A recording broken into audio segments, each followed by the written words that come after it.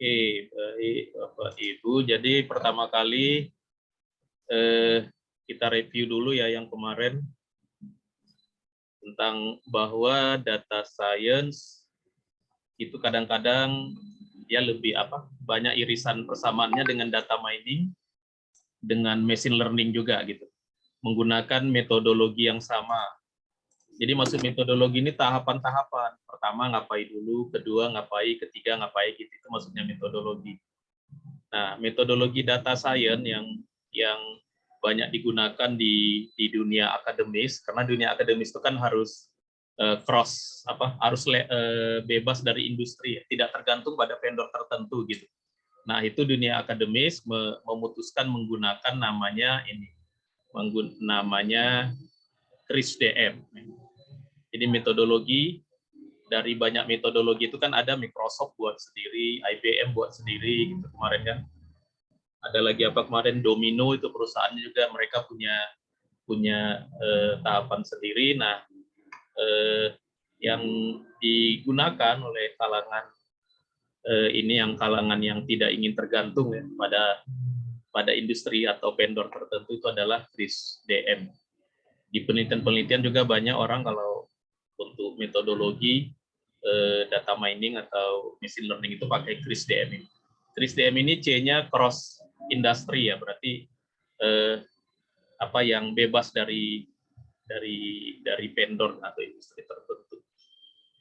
Nah, langkahnya kan ada 6 ya. 1, 2, 3, 4, 5, 6. Ada 6 langkah.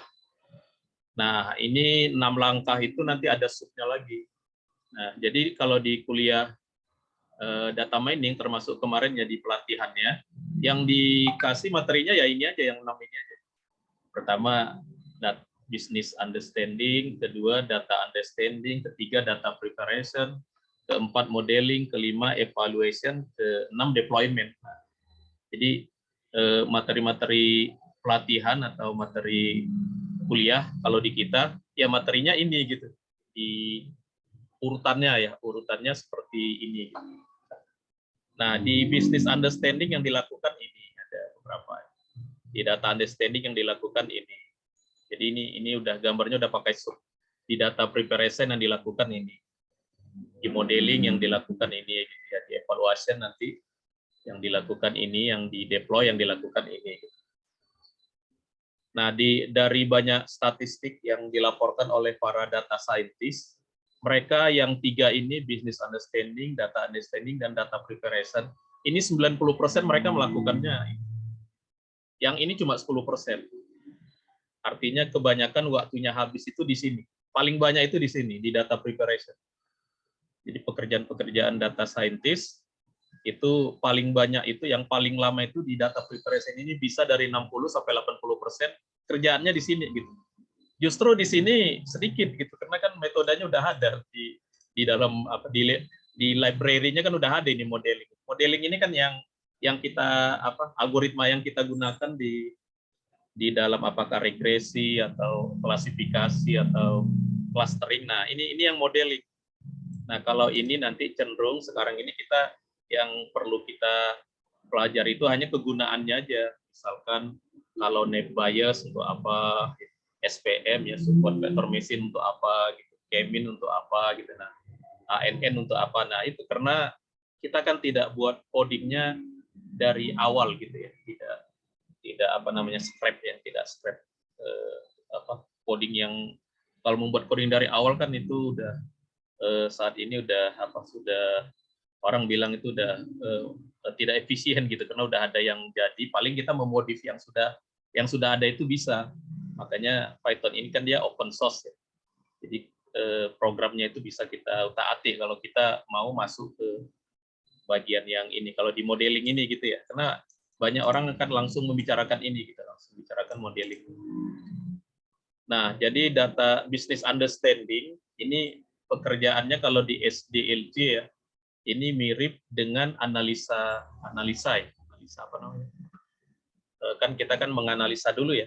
Nah, sering itu kita menganalisa kebutuhan, user requirement. Nah, begitu ini business understanding, cuma ini kaitannya ke apakah kasus yang mau kita pecahkan benar nggak bisa diselesaikan dengan metode data mining. Nah, ini di business understanding itu begitu itunya kajiannya gitu. Makanya ada menentukan tujuan bisnis di perusahaan itu apa, atau di tempat itu apa tujuannya. Gitu. Kemudian ya kalau bisa melakukan asesmen ya ke tempatnya gitu ya, observasi ya.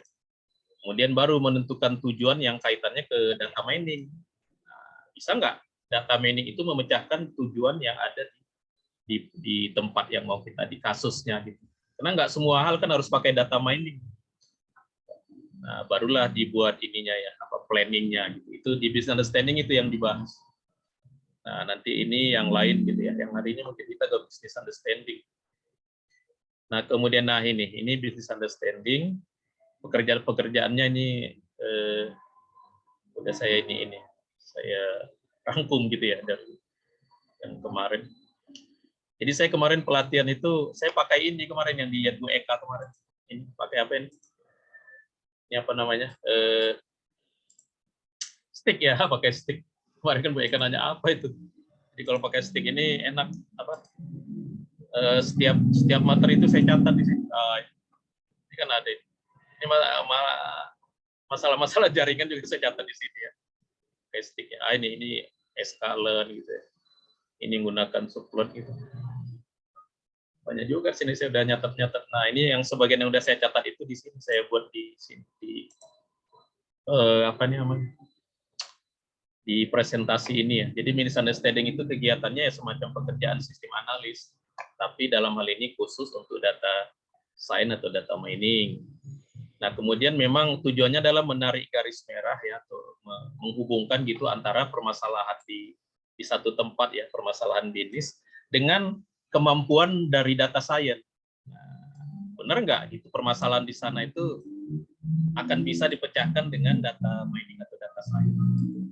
Jadi mempertemukan itu gitu. Berarti kan kita harus tahu permasalahan di tempat itu. Yang kedua kita juga harus tahu bagaimana data science bisa memecahkan masalah. Masalah apa yang bisa dipecahkan?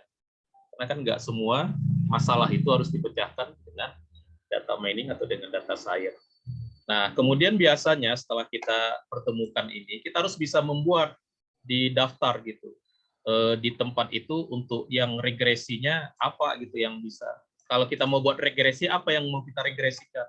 Kalau kita mau menggunakan klasifikasi, apa gitu yang mau kita klasifikasikan? Kalau kita mau pakai cluster, apa yang mau kita cluster? Kalau mau asosiasi, apa gitu yang mau kita asosiasi? Nah, sehingga nanti kita bisa pilih solusinya di sana itu regresi, klasifikasi, atau clustering, atau memang ada beberapa gitu. Kan bisa jadi kan di sebuah permasalahan, selain kita mau regresi, kita juga mau klasifikasi. Nah, kemudian, ini yang penting. Nah, di dalam business understanding yang harus kita cek itu sumber datanya. Kita harus pastikan bahwa di sana itu ada data. Karena kalau nggak ada data, ya bubar kan. Data science, data mining, data machine learning, nggak mungkin kita melakukan mengimplementasikannya kalau di tempat itu nggak ada datanya. Data itu di sini maksudnya database. Ya. Yang pertama kan data yang paling mudah kita olah itu database ya. Dulunya kan data mining itu namanya kan knowledge discovery in database.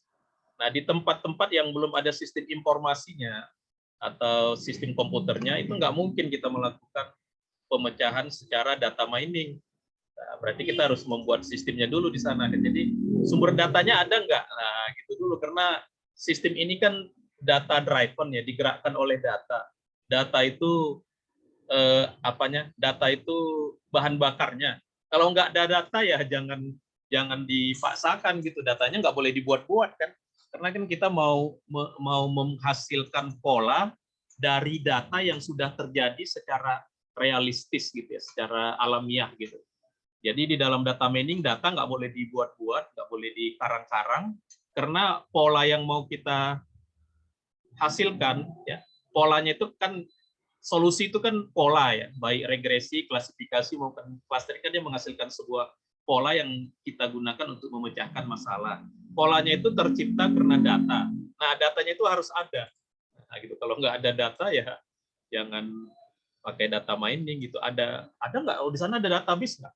database datanya apa saja yang ada gitu. Nah, data yang ada itu cocok nggak dengan permasalahan bisnis, dengan pemecahan data science yang tadi udah yang mau kita buat gitu. Jadi begitu gitu. Nah, habis itu kita harus bisa setelah kita susun gitu ya, datanya udah ada, kita udah pilih kita mau pakai regresi atau klasifikasi. Nah, kita harus bisa memikirkan nanti cara mengevaluasinya bagaimana. Nah, cara mengevaluasi itu dalam hal ini maksudnya karena data mining itu kan sebuah sistem yang dihasilkan oleh data. Nah, itu sistem yang kita buat itu akurat nggak, gitu, valid nggak, memang bisa nggak digunakan untuk memecahkan masalah. Jadi ada cara mengevaluasinya. Nah, mengevaluasinya itu kan bisa pakai KPI ya, kalau di perusahaan itu ada KPI, tapi secara teknis bisa pakai matrix confession atau RMSE ya kalau yang regresi ya, atau nanti ada apa namanya Dolphin Index gitu ya kalau clustering, atau kalau asosiasi dia punya evaluasi sendiri gitu. Jadi setiap ini tuh dia punya cara mengevaluasi sendiri. Pak Her, ya kalau kita mau menentukan apa cara pengolahan datanya, apa aja yang dibutuhin Pak itu ya, selain bentuk datanya, kemudian apa lagi? Nah, misalkan apakah kita mau pakai regresi atau klasifikasi gitu Bu ya, atau clustering gitu. Nah, berarti kita harus tahu ini regresi ini melakukan apa, klasifikasi melakukan apa, clustering melakukan apa gitu nanti. Misalkan regresi ini kan datanya angka. Jadi kalau ciri yang paling mudah itu regresi, outputnya angka, datanya angka. Karena keluarannya angka. Kalau klasifikasi ini nanti jenis datanya adalah data ini, data ordinal ya, data nominal. Data yang bukan angka gitu, walaupun angka bisa juga. Tapi kebanyakan klasifikasi itu keluarannya nanti ini. Nah, nanti kan makanya nanti ada pembahasan tentang tipe data kan. Kalau ini data numerik, ini datanya bisa numerik, bisa data ordinal ya, data nominal istilahnya. Nah, kalau clustering ini bisa angka, bisa ini juga ya. Jadi ada kaitan dengan tipe data yang kita temukan di lapangan. Tipe datanya dulu, tipe datanya apa, baru nanti kita melihat ke permasalahan yang mau dipecahkan apa gitu. Kalau regresi ini memprediksi ya, mengestimasi atau memprediksi, kalau klasifikasi mengkelompokkan ke tempat yang kelompoknya sudah ada, kalau clustering mengkelompokkan ke yang tempatnya belum ada. Jadi ya maksudnya kita ya harus paham tentang cara kerja ini kan. Oke, nanti ada contohnya. Nah, ini. Jadi apa saja yang bisa dipecahkan oleh data mining? Data mining bisa memecahkan regresi, estimasi, klasifikasi, clustering, asosiasi, anomaly detection ya, sequence mining ya, recommendation system. Ini yang ini ya. Ini ini terminologi yang dibuat oleh kurikulum ITB begini. Kalau Pak Romi kan beda ya. Kalau Pak Tommy jenis tasnya itu estimasi, klasifikasi, clustering, asosiasi, anomali. Anomali. Pak Romi nggak masukkan ini, sequence mining sama recommendation system ini. Jadi tergantung buku ini kayaknya ini. Memasukkan apa-apa saja pekerjaan yang bisa dilakukan oleh data mining ya, atau data science. Ya, regresi itu kan regresi ya. Regresi itu ada sekumpulan data. Nah, kita ingin menerka data yang belum terjadi atau yang belum ada. Itu kan regresi. Makanya dia harus angka deh. Itunya ya, pengolahannya itu angka nanti. Kalau klasifikasi, kita ingin mengkelompokkan sebuah item data ke kelompok tertentu gitu. Misalkan kita sudah tahu ada kelompok mahasiswa pintar, ada mahasiswa yang malas. Nah, ada seorang mahasiswa yang kita ingin tahu dia masuk ke kelompok mana. Nah, itu klasifikasi. Kalau clustering, ya ada sekelompok mahasiswa dengan data-datanya lengkap, mungkin data nilai, data karakter dia gitu ya. Tapi kita belum ada kolom yang menyatakan ini mahasiswanya masuk jenis mana gitu, belum ada gitu. Nah, kita mau kelompokkan mahasiswa itu secara otomatis gitu. Kelompoknya belum ada, tapi kita ingin pisah-pisahkan, oh ini bagian ini bagian ini. Nah, itu namanya clustering ya. Jadi clustering itu untuk kita mau melihat yang belum ada kelompoknya, tapi kita yakin ini pasti berbeda gitu. Berbeda gitu. Misalkan ada mahasiswa 50 orang, datanya kita punya gitu. Nah, itu datanya itu nanti dengan program bisa dipisah, yang mahasiswa yang ini dia masuk kelompok ini kelompok ini kelompok ini gitu. Tapi sebelumnya kita nggak tahu dia kalau dia masuk di bahwa data, bahwa sehimpunan data itu sebenarnya memiliki karakteristik yang sama untuk beberapa kelompok. Nah, kelompoknya itu namanya cluster. Metodenya namanya clustering. Kalau asosiasi ini kan melihat data yang sering muncul bersama. Ini biasanya digunakan sering untuk ini ya, jual beli ya. Data yang sering sama itu nanti bisa diolah sama algoritmanya. Nah, kalau sudah ketahuan bahwa si data yang A, kalau ada A selalu ada B, atau kalau ada A selalu ada B, C, D. Nah, kalau udah ketahuan nanti bisa digunakan untuk rekomendasi. Misalnya kalau orang lagi beli barang A, ternyata orang sering beli barang C. Nah, itu kan direkomendasi ke pembeli. Kamu nggak beli barang C nggak gitu? Dia mungkin kaget kan, lah kok tahu ya saya juga mau beli ini gitu. Karena kebanyakan orang kalau beli barang A dia juga beli barang C ya. Itu namanya asosiasi. Nah, kalau anomali ini melihat keanehan ya, kelainan dari sehimpunan data, hampir semua data itu punya karakteristik yang sama gitu. Ada satu yang dia nggak mirip kemanapun. Nah, itu namanya dia anomali.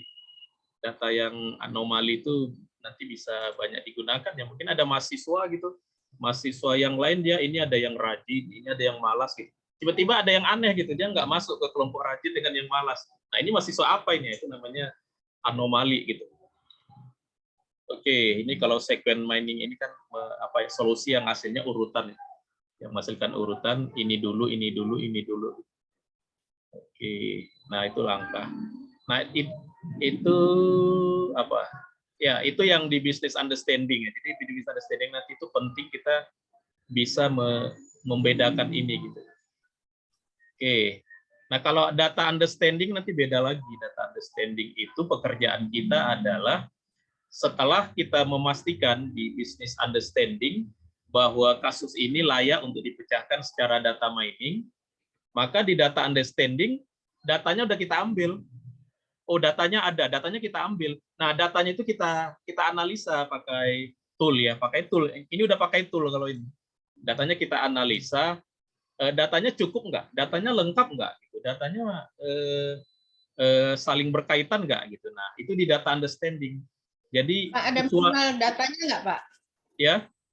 Minimal data ada nggak kalau untuk Nah, ini? itu kemarin kan banyak itu ya didiskusikan masalah jumlah data. Nah, jadi jawaban saya kan termasuk yang nanya itu ya. Jadi jawaban tentang jumlah data itu tidak ada ketentuan berapa jumlahnya. Yang ada itu adalah makanya kita pakai teori statistik. Karena di statistik kan ada populasi, ada sampling, ya, ada sampling ya. Jadi nanti materi populasi dan sampling itu nanti materi di sini nih di data understanding ini nanti ada materinya. Jadi maksudnya gini, kalau populasinya sekian, kita ngambil samplingnya sebaiknya bagaimana? Nah, di data mining ya samplingnya itu. Jadi kita pakai teori apa? Pakai teori sampling di statistik untuk pengambilan datanya. Tapi sebenarnya bukan masalah jumlah datanya. Apakah data yang mau kita analisa itu bisa mewakili populasi? Nah, gitu aja. Bukan jumlahnya. Ya, bukan masalah jumlah datanya, tapi apakah data yang kita gunakan itu bisa nggak? Kalau populasinya cuma 100, bisa diwakili oleh 10 data, itu boleh saja. Nah, gitu kata Pak. Dan saya nanya ke Pak Wayan kemarin yang ketuanya itu. Jadi apakah populasi itu bisa sampel yang kita gunakan bisa nggak mewakili populasi gitu? Kalau nggak bisa ya datanya ditambah sampai bisa. Nah itu kan dipelajari di ilmu statistik nanti. Makanya ada materi itu nanti di sini di data understanding ini ada materi cara mengambil sampel gitu, ada jadi kayak belajar statistik di sini gitu. Karena kan data nggak boleh datanya banyak juga kalau nggak bisa mewakili populasi ya nggak bisa gitu. Harus data itu harus bisa mewakili populasi yang kita pecahkan. Nanti diajarin ya Pak? Iya ada sih ini udah ada sih pasti di modulnya ini di data understanding ini. Ini kan ini ringkasan ini. Iya. Apa di modul itu udah ada di yang saya kasih, udah ada di bagian sini. Nah kemudian setelah data understanding ini lolos ya bahwa datanya sudah cocok gitu. Jadi di data understanding ini harus disimpulkan. Ya kesimpulannya harus begini. Data yang diambil dari sumbernya bisa untuk memecahkan masalah berdasarkan business understanding. Nah, gitu. Nah, kalau itu sudah, barulah kita masuk ke data preparation. Nah, ini yang udah agak teknis. Ini udah agak teknis ini, maksudnya data preparation ini sudah mengoprek-oprek datanya gitu, kita buka datanya. Nah, data itu pasti kalau kita ambil dari database, biasanya data itu nggak bersih. Kecuali kalau kita ngambil dari data di Kaggle yang sudah dibersihkan sama orang, kita tinggal pakai. Jadi data nggak bersih itu ada yang datanya nol, ada yang nun, ada yang datanya formatnya beda, ada yang tanggal lahirnya salah gitu ya. Ada yang datanya bercampur. Nah, pasti selalu ada yang begitu gitu. Nah, itu harus kita lakukan, kita bersihkan supaya waktu kita gunakan di algoritma yang seperti itu nggak mengganggu. Nah, itu yang pertama di data preparation. Yang kedua, data preparation ini juga berkaitan dengan data yang tidak terstruktur. Karena kan sekarang ini kan banyak data yang strukturnya nggak kayak database. Nah, itu gimana data yang tidak terstruktur? Contohnya data yang dari internet, ya data yang dari web, ya. Data yang dari data web itu kan nggak terstruktur itu. Masuk di terstruktur itu datanya relasional, berbentuk tabular. Nah, itu berarti datanya terstruktur. Nah, kenyataannya sekarang kalau kita ngambil data di internet, sumber data itu nggak dari Twitter, nah, itu datanya nggak terstruktur itu di Twitter. Kan datanya nggak kayak database, kita ngambil data dalam bentuk orang ngomong gitu ya. Tweet orang itu datanya nggak termasuk data yang tidak terstruktur ya. Komentar ya. Kemudian nah, data multimedia, data gambar itu datanya tidak terstruktur. Suara, nah itu juga termasuk data yang tidak terstruktur. Nah, itu gimana? Nah, itu dibahas di sini di data preparation. Gimana caranya agar data itu nanti bisa diolah oleh algoritma kita? Karena kan setiap algoritma regresi atau klasifikasi itu kan dia butuh struktur data tersendiri. Harus cocok gitu nanti. Nah, itu dibahas di sini di data preparation. Dilakukan gitu di sini. Nah, kebetulan Python punya banyak fitur untuk melakukan data preparation. Data yang nggak lengkap, data yang, nah ada juga data yang sebarannya, ada data yang, nah kayak saya kemarin di penelitian saya, datanya itu nggak seimbang, nah itu nggak bisa dipakai untuk algoritma. Data yang tidak seimbang itu harus kita seimbangkan dulu. Nah, tapi sebelum saya seimbangkan, saya buat jurnal dulu bahwa yang saya temui datanya tidak seimbang, saya lakukan ini ya kemarin jadi jurnal. Jurnal saya kan tentang bagaimana mengatasi data yang tidak seimbang, yang jurnal saya yang terakhir itu. Jadi data itu macam-macam gitu permasalahannya sebelum kita membangun modelnya. Ada datanya yang apa? Ada datanya yang kebanyakan yang datanya condong ke ini ya. Kalau misalkan kita di Twitter kita mau buat ini ya. Di Twitter itu kan ada namanya apa? Kecenderungan ya, apa namanya? Tren ya, tren. Nah, ada ternyata waktu kita ambil di Twitter datanya itu trennya condong kebanyakan datanya kecondong yang tidak gitu. Nah, itu nggak boleh, harus seimbang gitu kita ngambil data. Nah, yang begitu-gitu nanti itu di data preparation ya. Termasuk gambar ya. Jadi gambar itu ternyata strukturnya nggak sekedar kita download, cara kita meletakkannya di dalam folder itu data itu harus kita atur supaya pengambilan kalau gambar kan pakai ANN ya atau pakai deep learning. Nah, itu gimana caranya? Nah, yang kemarin nggak ada itu kami data suara. Banyak yang nanya kan. Kalau data suara gimana gitu? Nah, strukturnya terus terang. Ya, data suara itu termasuk data yang tidak terstruktur katanya. Tapi saya belum pernah ngolahnya. Nah, begitu. Belum pernah ngolahnya. Ada sih kemarin yang dosen yang dia ada karena dia orang elektro ya, data-data sinyal elektro itu dia pernah sih ngolah. Nah, itu jadi data itu nanti ada data terstruktur, ada data tidak terstruktur. Nah, sekarang muncul data yang semi terstruktur. Nah, data semi terstruktur itu kayak JSON sama XML nanti contoh. Nah, itu di data preparation. Nah, di data preparation itu barulah kita membangun model. Nah, di sini baru kita membangun model. Membangun model itu nanti kan datanya kita ambil jadi dataset, baru jadi dataset. Dataset itu kan nggak kita pakai semua. Dataset itu kan kita bagi-bagi. Ada yang jadi data training, ada yang jadi data testing. Nah, ini di bagian sini nih, di bagian membangun model. Kenapa di dalam data mining, data itu kita bagi dua, Ya, yang training itu untuk menghasilkan model. Yang testing ini untuk mengevaluasi apakah model yang dibangun oleh model itu sudah benar atau enggak. Nah, itu gunanya data testing. Jadi jangan semuanya dipakai. Kalau kita ketemu 100 data, kita bagi. Nah, cara membaginya gimana? Berapa persen gitu. Nah, itu memang nggak ada ininya, tapi di dalam, kalau di Python itu udah ada di programnya, itu ada 2 orang. Ada yang 70-30, ada yang 20-80 gitu, bisa kita set gitu ya, dan bisa kita coba gitu. Kalau 70-30 bagaimana ininya gitu. Memang sebaiknya ya data test ini apa? Data test ini harus sama ya, harus bisa mewakili dari model yang kita bangun gitu. Ininya ya jumlah apa? Kayak tadi ya, keseimbangan datanya gitu dan sebagainya. Nah, nanti ada satu lagi. Nah, kalau zaman sekarang yang terbaru itu datanya dibagi 3. Dibagi 3. Nah, itu saya dapat baru itu kan. Biasanya kan kita kan training sama testing. Sekarang ada lagi data untuk memvalidasi. Kenapa? Karena banyak waktu proses training itu di tengah jalan udah diketahui modelnya gagal gitu. Maka waktu supaya mencegah modelnya gagal, itu di tengah-tengah dikasih untuk mentesnya gitu, namanya itu data validasi. Ya, biasanya Pak, ini. Pak Her, Ya, Bu. kalau clustering kan kita tadinya nggak tahu itu modelnya seperti apa, maksudnya datanya itu nanti jadi terbagi apa, belum ada contohnya dulu kan kalau clustering. Ya. Nah, kalau kita mau mentes datanya kan dites, kita tahu bahwa data testing kita benar atau Ya. nggak, gimana Nah, masuk itu, ke cluster ini, makanya cluster ini. kalau clustering itu nanti model untuk testingnya dia nggak pakai data testing gitu, karena dia kan bukan untuk memprediksi ya, dia kan membangun kelompok.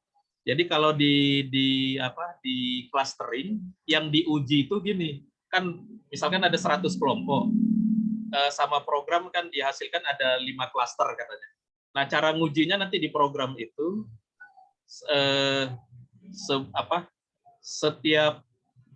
setiap kelompok itu dihitung kedekatan dia dengan kelompok dia dengan kedekatan dia dengan kelompok lain. Nah, gitu cara mentesnya nanti memang itu beda itu, Bu.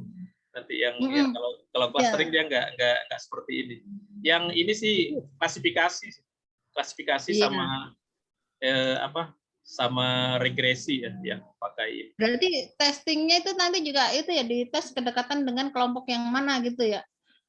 Ya, langsung algoritmanya nanti bisa tahu sejauh mana hasil clustering ini bagus. Algoritma evaluasinya nanti ya. Dia kan pakai kayak solvent index gitu kan, dia yang Iya, itu yang kedekatan itu yang kemarin. di cluster itu. Ya. Ya, Pak, terima kasih. Kita lanjut dulu ya. Nah, nanti setelah kita buat ini baru kita cobakan ke algoritma kita gitu. Nah, ini kalau orang nggak biasa data mining aneh kan. Jadi pertama ini dulu, baru kita mencobakan. Nah, setelah kita cobakan, baru kita tahu nanti. Setelah itu baru ke yang ini ya, baru kita uji gitu ya. Kita uji ininya pakai berbagai model evaluasi tadi. Nah, kalau di Python ini model-model ini udah lengkap di sini, di Escalern namanya. Udah ada gitu. Kita tinggal pakai gitu. Kalau kita udah ini bahkan cuma beberapa baris gitu. Kalau kita nggak mau utak-atik, maksudnya kita mau menggunakan apa yang ada, sebentar gitu membuatnya. Tinggal masalah kalau datanya udah mantap, ini langsung jalan semua ini, mau pakai net bias, mau pakai KNN, mau pakai support vector machine gitu ya, pakai random forest, banyak banget di Escalern ini.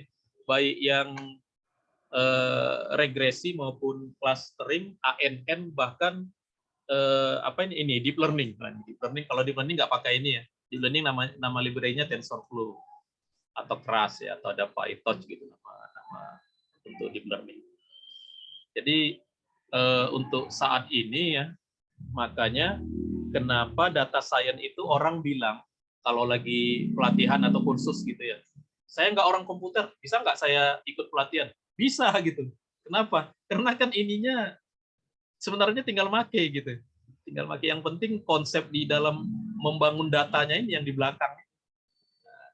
Makanya nggak mesti programmer sebenarnya memang. Apalagi Python itu termasuk program yang mudah dipahami. Gitu. Oke, nah ini cara-cara mengevaluasi tadi.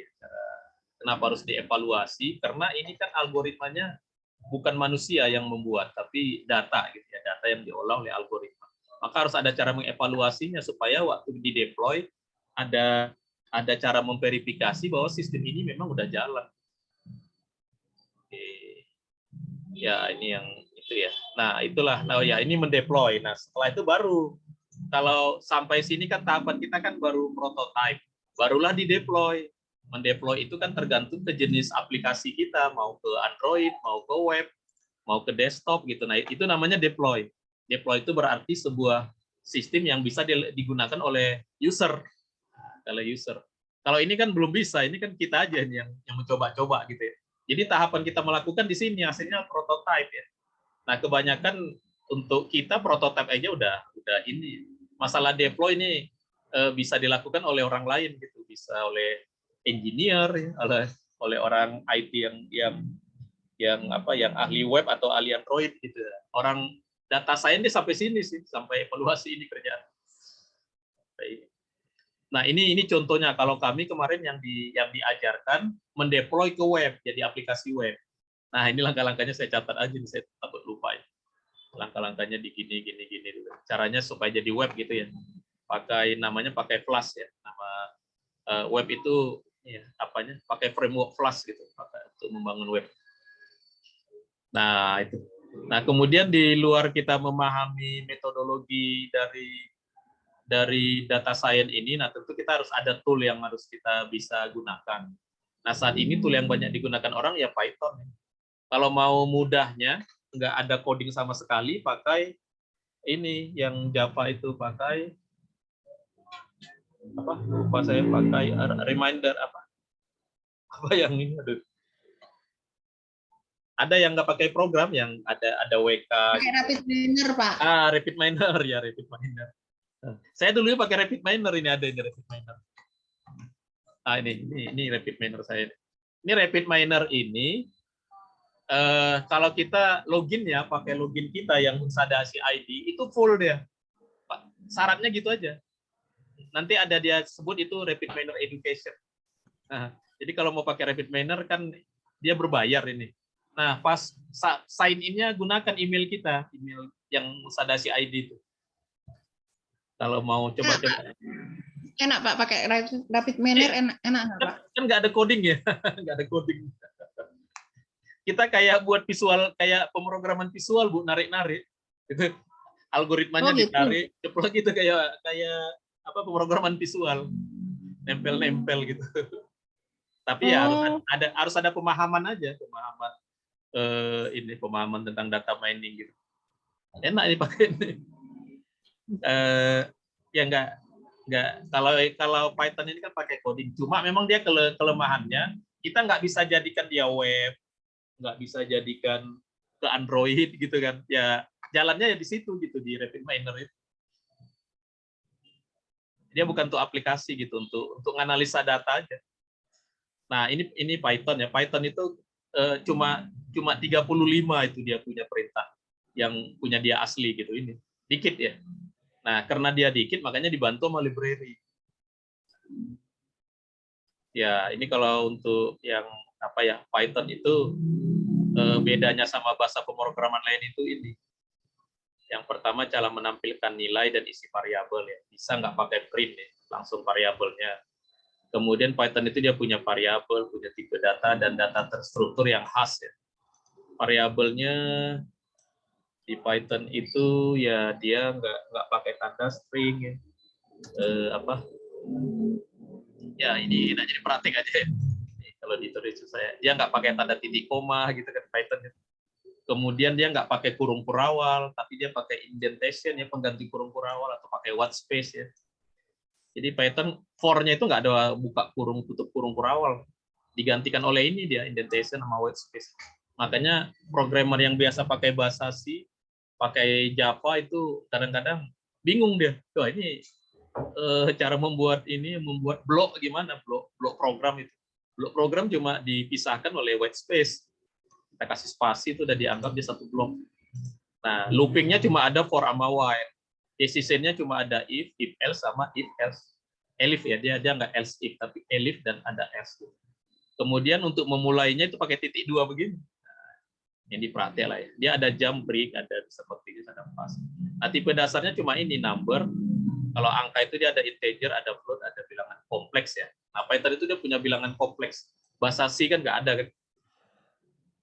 Ada string, ada boolean ya. Nah, tipe terstruktur di Python ini sangat khas ya. Ini ada list, ini nggak ada di pemrograman lain.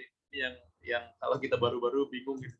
Ada list, ada tuple, ada set, ada dictionary. Python yang dasar dia nggak punya array. Ah, ini kadang-kadang buat bingung kan. List ini mirip array, tapi dia nggak array murni. Nah, kalau mau ada array makanya pakai library. Nah, gitu. Makanya kita pakai numpy ya. Pakai pandas gitu karena untuk menutupi kekurangan di Python dasar yang nggak ada array itu. Ya, ini numpy ya. Jadi kalau mau belajar Python, library yang pertama dipelajari apa? Numpy ini yang pertama. Ya, ini yang kedua apa? Kedua pandas. Jadi kalau orang belajar Python pasti setelah belajar library NumPy pasti pandas. Kenapa library ini digunakan? Karena tadi Python dasar ini sangat simple gitu, sangat banyak kurangnya. Nah, secara melengkapinya pakai library dengan perintah import ya. Nah, misalnya import NumPy gitu. Ini import pandas gitu. Jadi kita istilahnya kita include gitu kalau di PHP ya, include ya. Kalau di C include juga ya, di C juga include. Menambahkan dari program lain. Nah, untuk grafis, Python itu sudah punya yang kayak MATLAB ya, bagus ya. Nama library-nya Matplotlib, Seaborn. Kita mau buat grafis apa saja, ini grafisnya kalau yang ini tambah bagus gitu ya, grafis yang bagus itu ada di Matplotlib dengan di Seaborn ya. Saya kenapa pakai MATLAB? Itu saya coba beberapa yang ada di MATLAB, ada semua di Python. Hasilnya bagus gitu, grafis. Makanya orang banyak lari dari MATLAB ke Python. Nah, ini tadi ya, ini scikit-learn ini untuk machine learning library-nya. Ini untuk deep learning, ini juga untuk deep learning. Nah, kemudian di internet banyak sekali kalau kita mau belajar membuat ringkasan begini. Namanya cheat sheet, itu banyak sekali di Python. Cheat sheet gini. Jadi kalau mau ringkasan daripada baca semua, ini kan nggak bagus ya. Kalau di internet ini bagus, ini saya gedein nggak bagus. Ini banyak ini untuk ini gitu. Jadi sudah diringkas orang gitu. Jadi orang rajin-rajin gitu meringkas. Namanya cheat sheet. Namanya apa, Pak? Istilahnya cheat sheet, Bu. Ini untuk contekan lagi, untuk contekan. Oh, cheat. Oh, ya, cheat. Kalau misalkan lagi belajar NumPy, caranya NumPy cheat gitu, atau lagi belajar pandas, atau lagi belajar machine learning namanya sklearn. Saya ada sklearn, ada nggak ini saya ambil? Oh enggak. Oh, ini saya cuma satu ya. Iya. Saya sklearn ada saya cheatnya. Ya orang yang buat gitu, yang membuat kita lebih cepat untuk ini. Oh, ini sklearn nih. Scikit-learn ini learn-nya kan. Cuma nggak jelas, cari aja di internet. Untuk ini kan sebenarnya kan istilah orang ini untuk teknisnya, gitu. Python itu untuk teknisnya gitu. Tapi yang paling penting itu kan konsepnya gitu. Kalau teknis kan kita sebenarnya bisa kita tanya ke Google ya. Lupa gitu, misalkan lupa cara ini gitu. Ketik aja di Google itu, Python itu paling lengkap itunya. Orang yang menjawab ininya. Saya nggak rekam ya, kok ada yang bilang rekam. Aduh. Tadi udah direkam, Pak. Udah rekam. Sudah, iya nih. Oh, Ibu baru ini. Ini Pak J bilang ini yang paling mudah pakai RapidMiner ya. Pakai Miner paling mudah belajar toolnya gitu paling mudah. Cuma RapidMiner itu ya kelemahannya dia nggak bisa, dia jalannya di situ gitu. Kalau Python kan untuk saat ini kan Python bisa ke Android juga, bisa ke web gitu, bisa ke desktop gitu. Nah, itu ininya. Sebenarnya Python bisa dikompil juga, sudah ada yang bisa mengcompile hasil ini ya, hasil itu Python. Oke. Nah, itu untuk metodologi ya. Untuk ini business understanding. Nah, ini business understanding ini kan kayak user requirement ya, analisis sistem gitu ya, menghubungkan antara kebutuhan orang yang kebutuhan di lapangan atau orang yang membutuhkan sistem dengan sistem yang mau kita bangun. Nah, jadi makanya pembahasannya ya kayak ini, kayak pembahasan orang ini apa? Kayak pembahasan orang kayak kalau di pelajaran sistem informasi kayak pembahasan analis ya, analis sistem. Nah, ini cepat aja lah nanti ini karena ini dibaca aja nanti ininya ya. Ini yang perlu digarisbawahi ya, yang saya kemarin dapat yang baru ini ya. Yang pertama ini dia. Apa bedanya AI dengan yang bukan AI? Nah, gitu. Ini yang ditekankan ya. Jangan sempat kita sebuah masalah dikit-dikit, oh ini pakai AI. Ini dikit-dikit pakai AI gitu, pakai data mining gitu.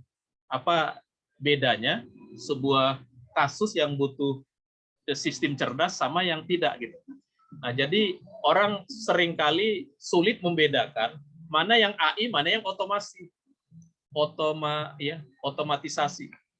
Itu beda. Tidak semua sistem yang otomatis itu AI. Ya. Misalkan kita masuk ke rumah, tiba-tiba AC-nya otomatis hidup. Oh, ini AI nih. Itu enggak AI. Itu cuma sistem otomasi. Nah, gitu. Itu bukan AI. Kenapa? Itu kan cuma sensor. Ada sensor. Sensor itu tahu kita masuk. Lalu sensor itu ngirim ke prosesor memerintahkan AC hidup. Nah, itu nggak perlu AI yang begitu. Nah, gitu. Atau kipas angin gerak-gerak sendiri. Wah, ini jangan-jangan di kipas angin ini ada sistem AI-nya. Enggak, itu otomatisasi. Nah, dari situ kita nanti bisa tahu mana kasus-kasus yang perlu pemecahan data mining, mana yang enggak gitu. Karena otomatis itu kasus yang butuh otomatis sesuatu itu bukan berarti kasus itu butuh sistem cerdas. Nah, ini ya, menyalakan lampu menggunakan smartphone setiap jam 8. Ini AI enggak? Enggak. Ini kan cuma ini aja ya. Ini apa? Sistem otomatisasi namanya, sistem kontrol gitu ya. Ini apa? Alat otomatis memberi makan hewan peliharaan. Ini juga nggak butuh AI. Ini cuma butuh ya kontrol ya ini ya di IoT gitu. Nah, contoh-contoh AI itu ini ya kendaraan yang bisa jalan, bisa mobil yang bisa tahu dia belok kiri, belok kanan, ada lampu merah. Nah, itu udah butuh AI, itu nggak bisa itu pakai otomatis. Kok dia tahu ada Kok dia tahu dia harus belok kiri, kapan dia harus ngerem, kapan dia harus kencang, kapan dia mendahului kendaraan, kan mobil otomatis itu kan gitu itu. Itu udah sistem cerdas itu. Atau memprediksi stok, apakah stoknya harus ditambah atau enggak. Nah, itu karena prediksi harga atau stok itu juga termasuk sistem cerdas gitu. Itu kemarin yang ini ya, ini. Belum tentu otomatis itu belum tentu AI gitu, supaya waktu kita menganalisanya jangan salah gitu, jangan sempat yang sistem otomatisasi kita mengira itu sistem cerdas. Ini ada bedanya ya. Nah, ini ada. Ini mereka juga ngambil dari mana ini? Ini bedanya nih, otomasi begini. Kalau yang butuh sistem cerdas begini. Ini aja. Oke. Nah, ini diidentifikasi apakah problem itu butuh machine learning atau enggak. Nah, jangan-jangan cuma butuh sistem pengolahan data biasa. Nah, kemarin kasusnya apa ya? Nah, ini ya, machine learning itu, nah, makanya kita harus tahu cara kerja machine learning itu apa ya. Cara kerja data mining itu apa. Jadi sebenarnya data mining itu kan dari data kita yang ada, kita menyebutnya input ya. Misalnya ini ada input, ada beberapa orang gitu ya. Nah, dari data ini kita mau menggunakan program untuk mengambil pola yang sama gitu dari data berapa itu? 1, 2, 3, 4, 5, 6, 7, 8. Nah, hubungan X dengan Y ini mau sama program itu dia mau menetapkan polanya. Oh, kenapa yang ini disebut P, yang ini disebut P, yang ini disebut W. Kenapa ini disebut W, ini disebut P. Gambar ini W, gambar ini P. Nah, gimana caranya dia bisa menyimpan pola hubungan ini? Nah, pola hubungan ini menjadi ke parameter-parameter tertentu, cuma beberapa parameter gitu. Nah, itulah tujuannya machine learning. Jadi machine learning itu bisa digunakan untuk menyimpan pola dari data kita ke dalam bentuk beberapa parameter aja. Nah, dari parameter itu nanti kalau ada data lain yang tidak masuk ke dalam input ini, nah data itu bisa digunakan untuk menjawab kalau polanya gini P atau W. Nah, gitu. Yang menjawab hasil dari machine learning yang sistem atau model yang udah dihasilkan oleh machine learning kita. Nah, itu dia itunya. Makanya dia butuh data. Datanya itu apa? Untuk menghasilkan model yang mau dia pelajari itu. Jadi kan bisa dibayangkan kan, kalau datanya salah ya modelnya salah. Kalau datanya rusak atau nggak bersih ya modelnya juga nggak bersih. Makanya intinya di datanya itu. Datanya itu harus kita buat bagus, lengkap, bersih, sesuai sama kasus. Nah, begitu. Makanya di tahap data preparation itu harus lama. Karena itulah yang akan diolah oleh algoritma yang kita sebut tadi, mau regresi, mau apa tadi, mau klasifikasi dan sebagainya. Nah, itu sih inti dari cara kerja yang kita sebut data mining, data science atau machine learning itu. Intinya itu. Nah, ini kalau mau melakukan business understanding, ini langkah-langkahnya gitu. Tapi nanti ada yang lebih bagus dia pakai ini. Sudah ini kalau yang ini udah ada udah ada template-nya nanti. Nah, ini jadi di data science langkahnya modeling itu kan di sini. Tapi lihat nih, sebelumnya kan ini kalau kita lihat, sebelumnya kita menganalisa analytical approach ya, menganalisa data yang dibutuhkan, mencek data yang sudah kita dapat ya dengan proses data understanding. Bahkan data itu nanti harus kita pakai gambar-gambar nanti di understanding, pakai data visualization. Jadi mengeksplorasi data itu kalau di proses Kris DM itu di sini. Di sini yang bisa pakai kayak tabular gitu ya. Kan ada sekarang ini kan orang Google maupun beberapa vendor dia kan membuat membuat sistem yang bisa cepat menggambarkan grafis gitu. Nah, kalau di data mining itu tahapnya di sini, di data visualization. Jadi tabular itu dia bukan tool data mining, karena dia hanya sampai di sini. Jadi dia hanya sampai di data visualization. Dia nggak bisa menghasilkan model. Kalau yang bisa menghasilkan model ya data mining. Oke, nah jadi prosesnya seperti ini. Ini juga mau jelaskan modul ya. Jadi di modul 5 kita udah modul 5 sampai modul 7 sampai modul 10. Nah, jadi di kami itu sampai modul 10 itu belum membahas tentang data mining. Ini masih tentang data terus sampai modul 10. Modul 11 baru ini klasifikasi. Modul 12 ini register regresi. Modul 13 ini ANN. Ini modul 14 deep learning. Modul 15 ini evaluasi. Ini modul 16 baru deploy. Jadi ini jauh, ini lama, ini untuk ke modelingnya lama, dia jauh. Untuk kurikulum yang punya ini ya, kurikulum yang digunakan di sini. Oke, kemudian nah ya ini kayak SDLC, di mana kita membangun proyek. Ini dokumentasinya gitu ya.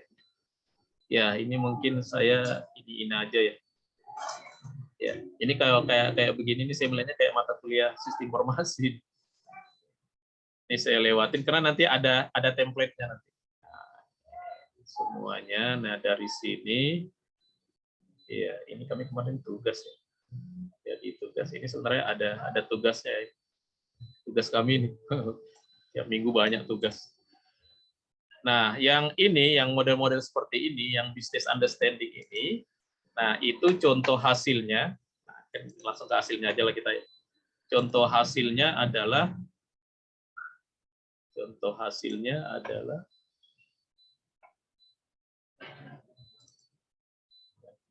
jadi kalau kita mau melakukan proses business understanding, nah sama instruktur ya di sana itu dikasih kita template. Nah, ini template-nya.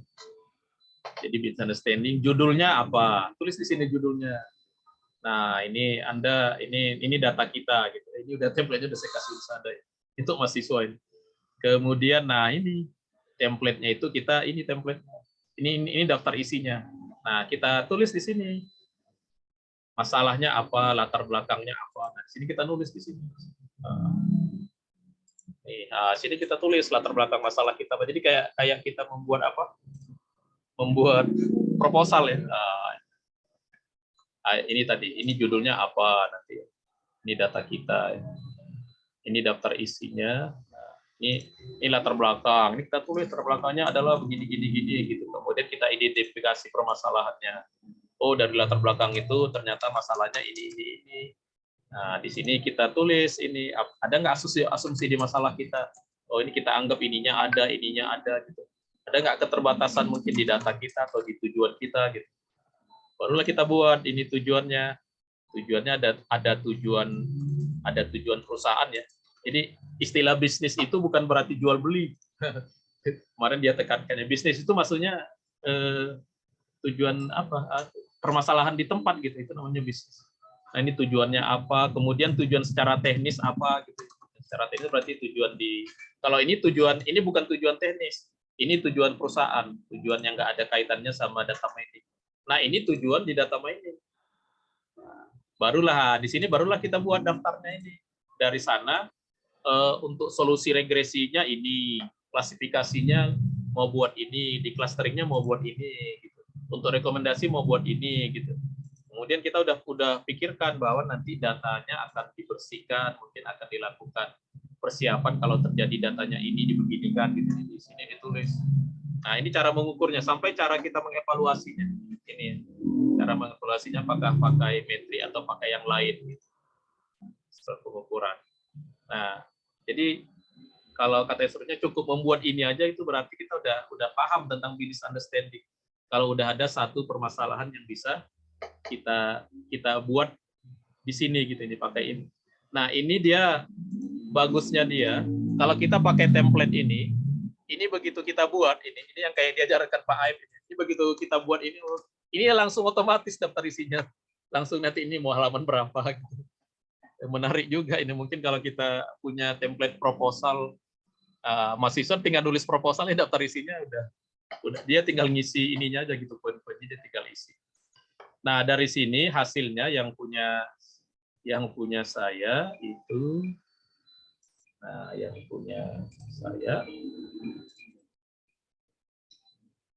ini business understanding.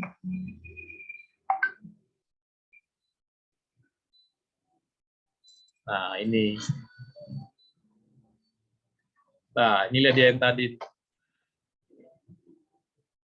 Jadi judulnya punya kami ya, yang saya kumpulkan ya waktu pelatihan. Judulnya ini, upaya meningkatkan jumlah mahasiswa aktif di perguruan tinggi swasta. Nah, itu judulnya. Dengan cara membangun sistem untuk mengidentifikasi sedini mungkin calon mahasiswa baru atau mahasiswa lama. Studi kasus. Nah, ini yang tadi nih. Ini yang saya buat di latar belakangnya begini. Buat belakang. Jadi karena kampus tentu harus melihat ke tujuan perguruan tinggi kan, dalam hari ini Renstra. Kenapa? Karena di Unsada kan Renstranya meningkatkan jumlah mahasiswa. Jadi secara bisnis pekerjaan ini sangat berkaitan sama keinginan organisasi ya, gitu yang tadi itu ya, yang tujuan bisnis tadi. Jadi tujuannya adalah meningkatkan jumlah mahasiswa. Ini masuk ke Renstra ini kan kalau di Unsada. Masuk ke Renstra. Nah, caranya gimana? Caranya membangun sistem untuk mengidentifikasi sedini mungkin calon mahasiswa baru yang bakal keluar. Gitu. Jadi data miningnya di situ gitu untuk mengidentifikasi.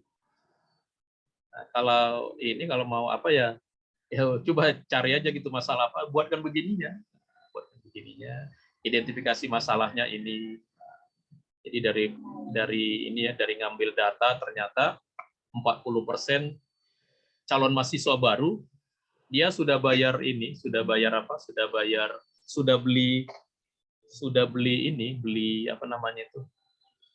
beli akun, tapi dia nggak sampai selesai.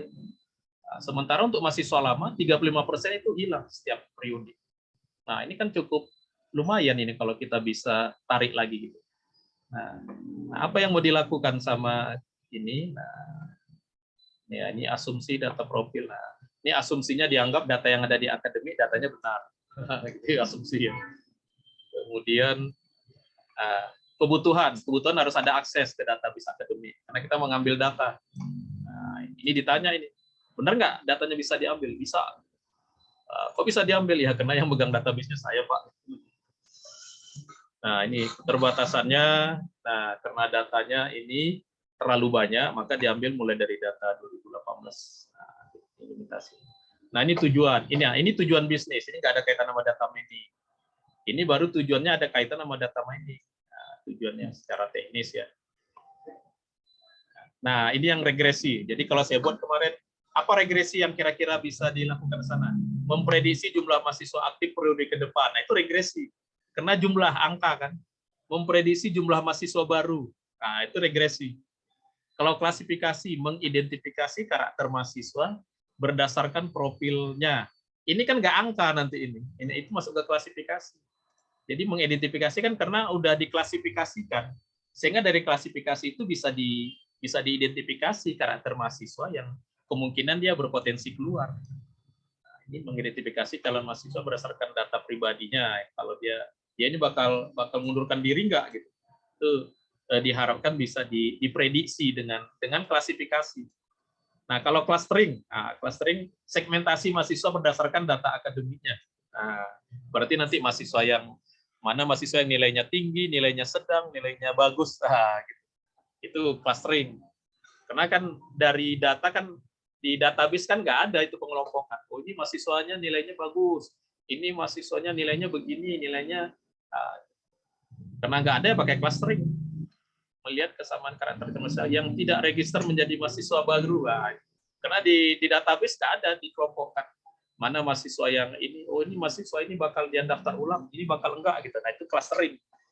Karena nggak ada kelompoknya, kita mau buatkan kelompok itu, clustering.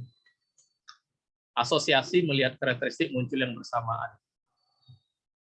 Nah, gitu. Ada nggak ya? Kalau mahasiswa dari SMA ini, maka dia akan keluar gitu. Hubungan antara dua data ya, asal sekolah misalkan dengan jenis kelamin. Nah, itu bisa pakai asosiasi kan. Itu rata-rata kalau dia asal sekolahnya dari sini, pendapatan orang tuanya sekian, rata-rata dia mundurkan diri. Itu asosiasi namanya. Dua data yang saling muncul bersamaan untuk satu ini ya. Melihat karakteristik muncul bersamaan untuk yang pendaftar atau untuk yang mahasiswa. Nah, anomaly detection. Nah, kita harus pikirkan gitu. Apa-apa saja gitu yang mungkin di kasus kita gitu. Ini mengidentifikasi sejak awal mahasiswa yang karakteristiknya berbeda atau outlier dari mahasiswa normal lainnya. Anomali. Kalau second meaning kemarin saya buat gini, memprediksi apakah pada semester depan mahasiswanya akan lanjut kuliah atau mengundurkan diri. Nah, kan itu kan second meaning itu kan untuk selanjutnya. Bisa nggak diprediksi dia semester depan ini bakal cuti, bakal aktif atau bakal apa gitu. Itu namanya second meaning. Sumber datanya ini ada nggak? Ada. Oh, kalau ada nanti berarti memenuhi ini untuk data mining. Nah, dari segi teknis mungkin nggak untuk data mining. Dari sini kita lihat dari berbagai tugas-tugas ini yang ini mungkin ini terpecahkan nggak? Kalau ada ini terpecahkan nggak kasus yang di atas ini? Nah, gitu. Kasus yang di atas ini terpecahkan nggak? Kalau ini ada. Nah, itu business understanding begitu katanya.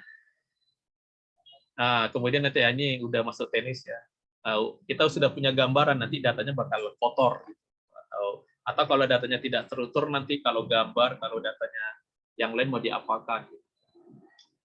Oke, nah kemarin sampai ke sini sampai melakukan evaluasinya kemarin ini cuma pakai metrik ya. Oke. Ya, gitu. Ya, itulah business understanding. Nah, itulah business understanding yang merupakan langkah yang pertama di dalam proses data mining atau data science. Ya, itu aja sih materi yang data understanding. Nah, ini kalau mau ininya, kalau kami dulu kalau ini waktu ini kami prakteknya nggak ada kaitan sama business understanding ini memang nggak ada prakteknya. Kalau nanti data understanding baru ada praktik. Oke, itu mungkin untuk hari ini ya.